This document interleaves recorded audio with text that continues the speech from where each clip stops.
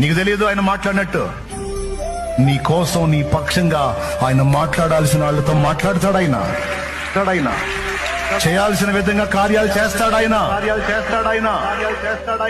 ఏం కంగారు పడాల్సిన అవసరంలా, నువ్వేం గందరగోళం అవ్వాల్సిన అవసరంలా.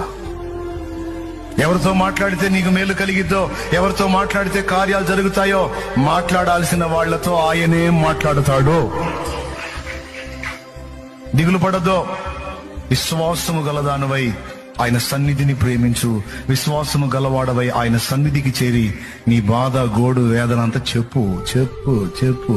మనుషులకు చెబితే ఓసారి వింటారు, రెండోసారి చెబితే ఈ మనిషి కనబడితే మైండ్ తింటున్నాడు రా అనుకుంటారు.